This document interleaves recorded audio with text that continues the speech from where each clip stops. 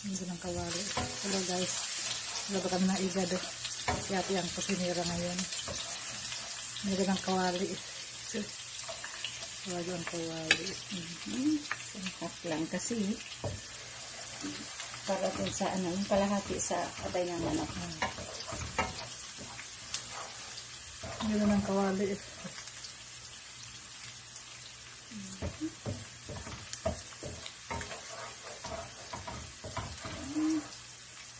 Import si ate.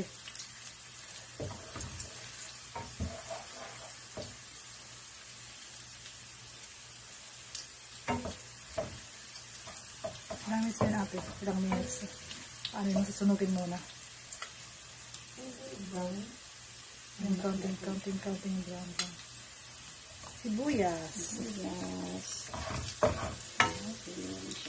Kalahati din. Marami yung ginayat ko eh. Ako lang. Parang sarap. Ambo, bango.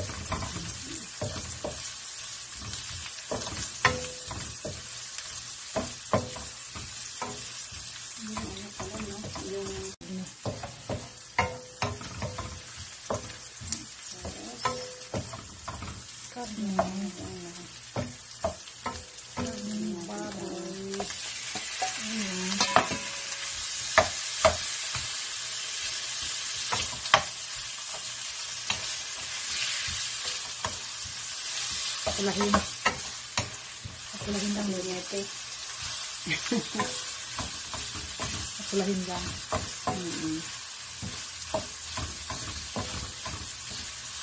Natin yung lutuan natin.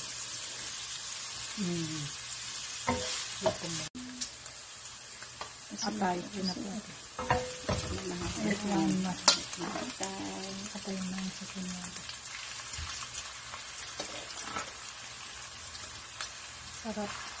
Makakain ako ngayon na masarap na igado.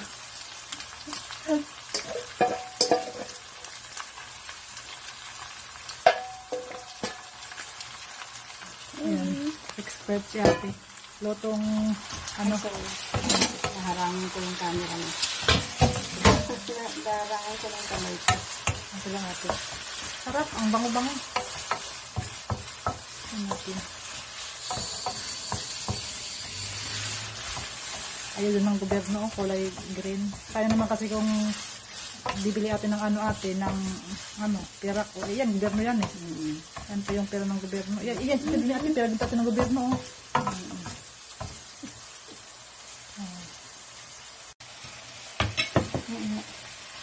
Yan, oyster sauce.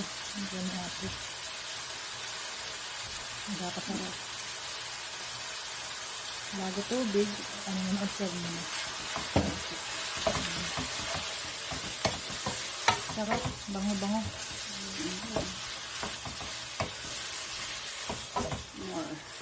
Siya pa. Kunti pa.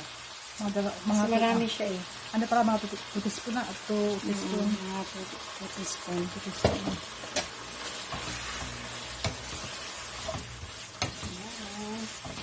Sarap. Lagyan natin siya ng 1 cup of water.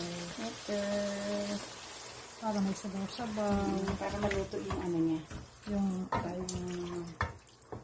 Kanin niya. Tsaka yan lang po yung apoy kasi yung atay hindi pwede masyadong maano. Okay. Ang tawag nito, bay leaf. No, dilig. Dahon ng laurel. Dahon ng laurel or bay leaf. Dahon ng at least mga 5. para maano siya ng bango. Malis ng lansa. Oo, para mabango siya. Bigyan po natin ng paminta. Siyempre, Black pepper mga half teaspoon. Half teaspoon. Pagluto na yung atay, tsaka natin ilagay yung gulay. Tikman ni ate. Sarap. Okay na. Anong sunod?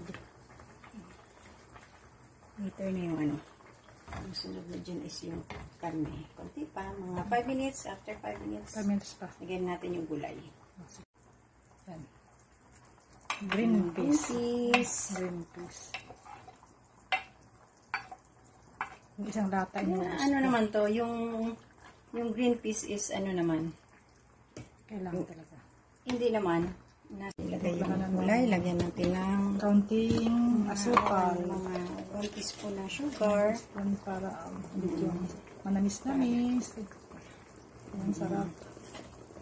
Okay. 1 teaspoon. Masunod.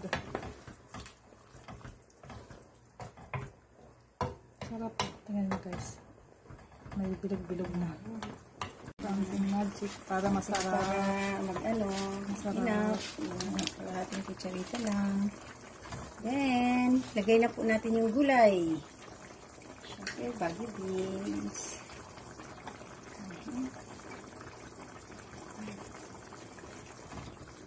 Sadali lang naman itong maluto eh.